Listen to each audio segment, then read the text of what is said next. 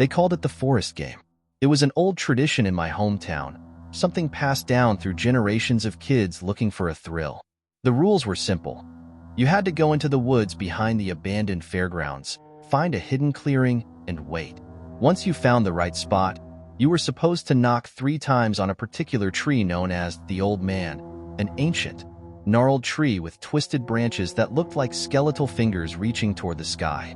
Once you knocked, the game began. There were stories, of course. Supposedly, if you played the forest game correctly, something would come to you. Some people said it was a spirit, others a creature, something ancient and unknown. It was a local legend, the kind you'd hear whispered at sleepovers or dared to try on Halloween.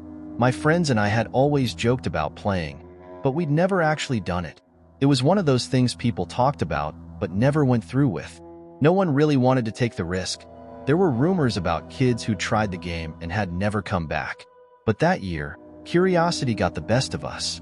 It was the end of summer, and we were all about to head off to different colleges. This was our last chance to try something thrilling, something to remember. My best friends, Tyler, Jade, and Marcus, were just as eager as I was to do something big before we all went our separate ways. We decided to play the forest game. We met up at midnight, each of us carrying a flashlight, and headed toward the woods behind the fairgrounds. The old rides loomed in the dark, silent and rusted, casting eerie shadows in the moonlight. As we passed the carousel, its painted horses faded and cracked. A chill ran down my spine. We entered the woods, pushing our way through thick branches and underbrush. The further we went, the quieter everything became.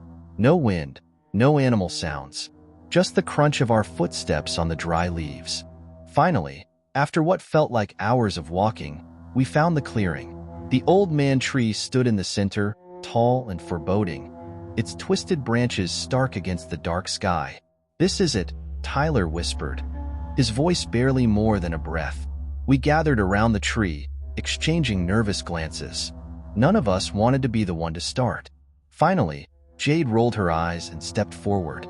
She raised her hand, hesitated, and then knocked 3 times on the rough bark of the old man tree.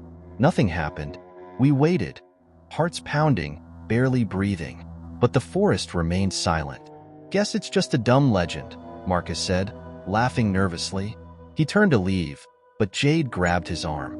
"Wait," she said, her voice trembling. "Do you hear that?" We all went quiet, straining our ears. And then I heard it, faint and distant, the sound of laughter.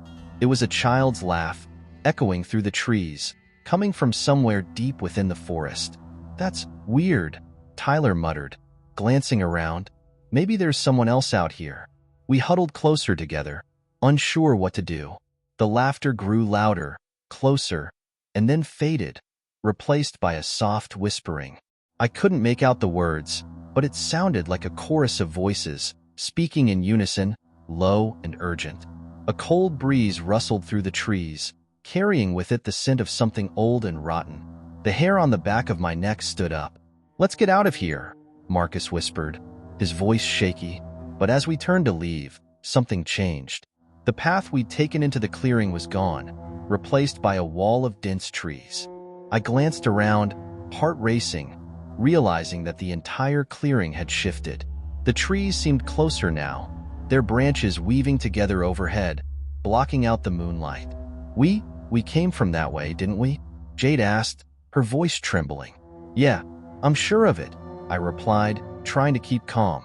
"Let's just go. Maybe we just got turned around." But no matter which direction we went, we found ourselves back in the same clearing, standing before the old man tree. Panic started to settle in. I could see it in my friends' faces, hear it in their voices as they began to argue, blaming each other for the idea in the first place. "It was just a stupid game," Marcus shouted.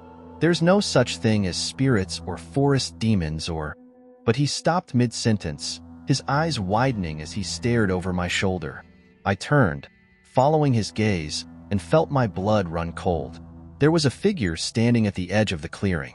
It was tall and thin, with limbs too long and twisted, like branches reaching out in every direction. Its face was pale, featureless, except for 2 black holes where its eyes should have been. It stood perfectly still, watching us, its head tilted slightly, as if studying us. We all froze, staring at the figure in horror, too afraid to move. Then, slowly, it began to walk toward us, its movements jerky, unnatural, like a puppet on strings. Each step brought it closer, its eyes locked on us, empty and hollow. The whispering grew louder, filling the air, voices overlapping in a cacophony of sounds, laughter, crying, and something that sounded like pleading. "Run," Tyler whispered, his voice barely audible. "Run." We bolted, each of us darting in different directions, desperate to escape. The trees closed in around me as I ran, branches scratching at my arms and face. I could hear my friends' footsteps behind me, their ragged breaths echoing in the silence. But no matter how far I ran, I kept ending up back in the same place. The clearing, with the old man tree standing at its center, and the figure waiting, closer now, its dark eyes watching me. I stumbled, falling to my knees, gasping for breath. Tyler appeared beside me, his face pale and terrified. We can't get out," he panted, his voice breaking. "It won't let us leave." The figure took another step toward us, its head tilting as if in curiosity. I could see it more clearly now. The skin was stretched tight over its bones, its hands ending in long, sharp fingers that looked like they could tear through flesh. It raised one hand, beckoning to us, a slow, deliberate gesture. "Please," I whispered, backing away. "Just let us go." The figure stopped, its head tilting the other way, as if considering my words. For a moment, the whispering stopped, and the forest was silent. Then it spoke. Play the game. The words were soft, barely more than a breath, but they filled the clearing, echoing through the trees. It felt like a command, an unbreakable rule that we'd somehow violated. What game?" Jade asked, her voice trembling. The figure didn't answer. It only pointed to the old man tree, its black eyes fixed on us. Realization hit me, a sickening thought that made my stomach turn. We had started the game, but we hadn't finished it. And whatever this thing was, it wouldn't let us leave until we did.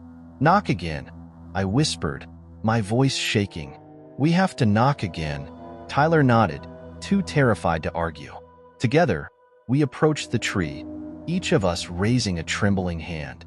We knocked 3 times, the sound echoing through the clearing. For a moment, nothing happened. Then, the ground began to shake. The trees around us groaned, their branches twisting and writhing as if they were alive. The figure watched us, silent and still, as the earth split open at the base of the tree, revealing a dark, gaping hole. The whispering returned, louder now, filling the air with voices that sounded like children, crying out in pain and fear. The figure gestured toward the hole, its eyes never leaving us. Play the game, it repeated, a dark, mocking tone in its voice.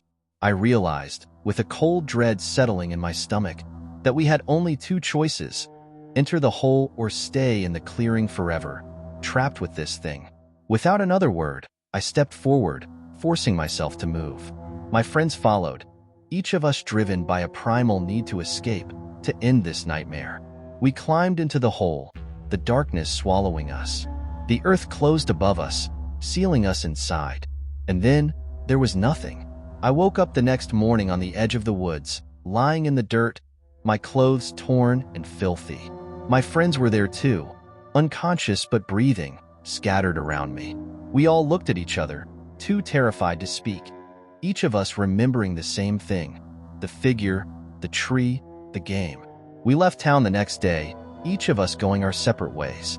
We never talked about what happened, never told anyone what we'd seen, but I know we'll never forget it. Sometimes, in the dead of night, I hear it, the sound of laughter, echoing through my dreams, and a voice whispering, just at the edge of my hearing. Play the game, and I know that someday, I'll have to go back.